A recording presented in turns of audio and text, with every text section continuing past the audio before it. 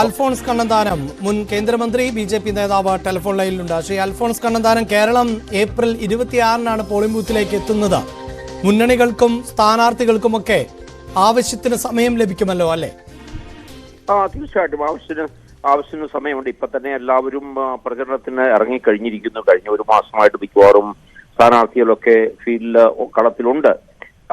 നമ്മൾ അധികം സമയം നീട്ടിക്കൊടുക്കുന്നത് നല്ലതല്ല. കാരണം ഒന്നാമതെ പൈസ ചെലവ്, രണ്ടാമതെ ഈ ചൂടത്ത് ഉള്ള ഇലക്ഷൻ പ്രചരണം ഒന്നും അത്ര എളുപ്പമല്ലല്ലോ. അതുകൊണ്ട് ഏതായാലും ഏപ്രിൽ 26 ആകുമ്പോൾ ഒരു മാസത്തിൽ കൂടുതലുണ്ട്. അത് ആവശ്യത്തിൽ കൂടുതൽ സമയമാണ്. പിന്നെ ഈ 22 സംസ്ഥാനങ്ങൾ ഒരുമിച്ച് ഇലക്ഷൻ നടത്തുന്നത് വളരെ നല്ലതാണ്. കാരണം നമ്മൾ ഈ വളരെ കഴിഞ്ഞ പ്രാവശ്യമാണ് 8ഓ 9ഓ ഘട്ടമായിട്ടാണ് ഇലക്ഷൻ നടന്നത്.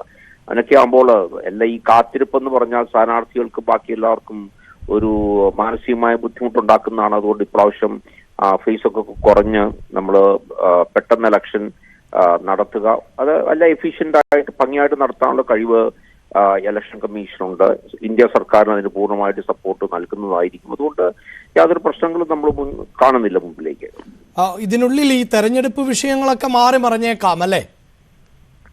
അല്ല, തീർച്ചയായിട്ടും ഇതിപ്പോൾ ലോകത്തിലെ ഏറ്റവും വലിയ ജനാധിപത്യത്തിന്റെ ഇലക്ഷൻ പ്രക്രിയ എന്ന് പറഞ്ഞാൽ എളുപ്പമുള്ള കാര്യമല്ല. പക്ഷെ നമ്മൾ വർഷങ്ങളായിട്ട് ലോകത്ത് തന്നെ ഒരു മാതൃകയായിട്ടാണ് വന്നിരിക്കുന്നത്. എങ്ങനെ ഇത്രയും വലിയൊരു ജനാധിപത്യത്തില് ഇലക്ഷൻ നടത്താം, ആ എണ്ണൽ കൃത്യമായിട്ട് നടക്കുന്നു, റിസൾട്ട് പ്രഖ്യാപിക്കുന്നു, അതിനിടയ്ക്ക് യാതൊരു പ്രശ്നങ്ങളും ഉണ്ടാകാതെ തന്നെ ഇത് നടത്തുക എന്ന് പറഞ്ഞാൽ അത് ജനാധിപത്യത്തിന്റെ വലിയൊരു വിജയമാണത്.